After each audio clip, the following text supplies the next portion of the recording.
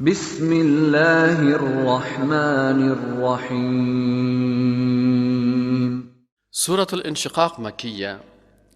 بسم الله الرحمن الرحیم. اذا السماء انشقت. الله متعال انشقاق یا شق شدن و پاره شدن آسمان بیان میکنه که روز قیامت روز بسیار هولناک است. از این روز قیامت بترسین. چرا؟ ایمان با آخرت منفعتش چی است؟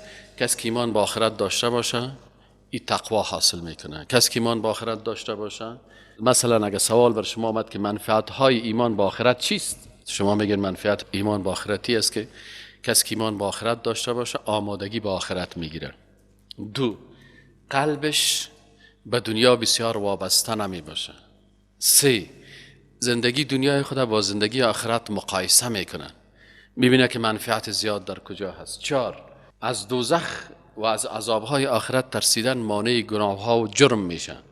پنج، انسانی که با آخرت حقیقتا ایمان داره ای به یک مجرم مبدل نمیشه، چرا ترس الهی مانع جرم ازی میشه. شش، انسان مؤمن از سختی های دنیا و مصیبت های دنیا رنج نمیبره، بلکه میفهمه که ای چی هسته؟ هر رنجی که در دنیا هست در مقابلش الله ذات جبار است، ایره جبران میکنه در آخرت. پنج، انسان که با آخرت ایمان داره میفهمه که حیات و زندگی اصلی آخرت است، این دنیا نیست. یا لیتنی قدمت لحیاتی، باز کافران میگن. این کسی که ایمان با آخرت داره میفهمه که حیات حقیقی در آخرت است. دیگه کسی که ایمان با آخرت داره از مرگ نمیترسه. دیگه کسی که ایمان با آخرت داره همیشه آماده مردن میباشه. دیگه کسی که ایمان با آخرت داره شهادت یک مقام فکر میکنه و جهاد یک منزلت فکر میکنه. دیگه کسی که ایمان با آخرت داره ولا با دوستای الله میکنه و براءت از دشمنای الله میکنه.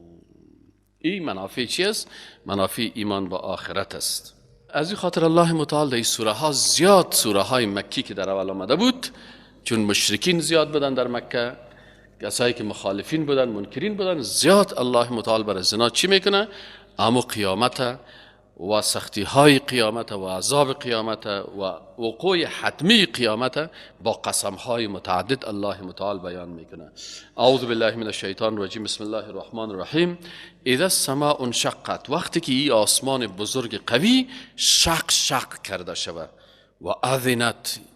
این کار چرا میکنه؟ آسمان چرا شق میشه؟ به خاطر ازی که قبول میکند، اطاعت میکند لربها، به پروردگارش، و حقت، و ای حق بود و لازم کرده شده بود که ای به حکم الله تسلیم شود. و اذا الارض، و هنگامی که زمین مدت هموار کرده می شود، تمام کوها و این چیزا از بین میره، زمین مثل یک فرش عادی میشه. و القت ما فیها و تخلت، و حلقت، و می انداز زمین ما فیها، آنچه که در بین ازی هست، انسان ها هست، معادن است، هر چی که در شکم زمین است کلش بیرون میپرته. و تخلت، و داخل زمین چی میشه؟ خالی میشه، هیچ یک ذره هم در داخل خود نمیمانه، کلش میکشه برای از که محاسبه قیامت شود. و اذنت لربها. چرا این کار میکنه؟ میگه به حکم پروردگار خدا چی کرد؟ قبول کرد. و حقت، و حق و لازم هم بالا ازی بود که حکم الله را قبول بکنه. یا ایها الانسان، ای انسان، انک کادح، تو بسیار سعی و تلاش میکنی الی ربک، به سوی پروردگارت، کدحا، در عمل کردن مشقت، زیاد سعی و تلاش میکنی با بسیار مشقت، فملاقیه، پس الله را ملاقات میکنی. آن وقتی که الله را ملاقات میکنیم مردم تقسیم میشه به چی؟ به طبقات مختلف. و اما، پس اما من اوتی، هر کسی که داده شد بر از او کتابه، دفتر اعمالش، بیمینه، به دست راستش، فسوف یحاسب حسابا یسیرا. اینجا حساب رسول الله هم عرض ترجمه کرده.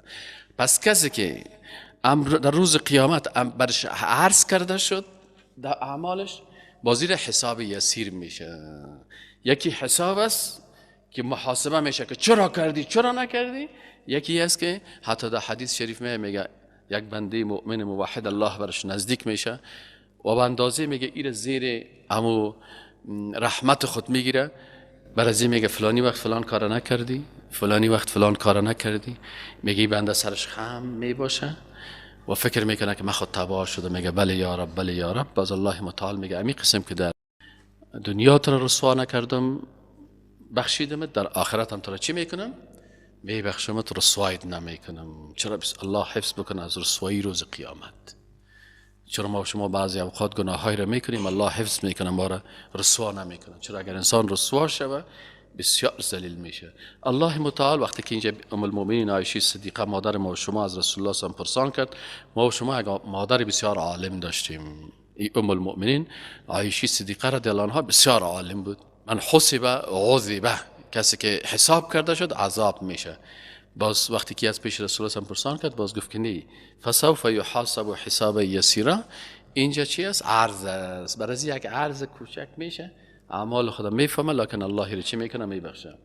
و ینقلب الی اهله مسرورا. باز میگه ای بر میگرده به فامیل خود، خانواده خود، بسیار خوشحال می باشه. و اما من اوتی کتابه وراء ظهره، اما بر کسی که کتابش از پشت سرش داده شده.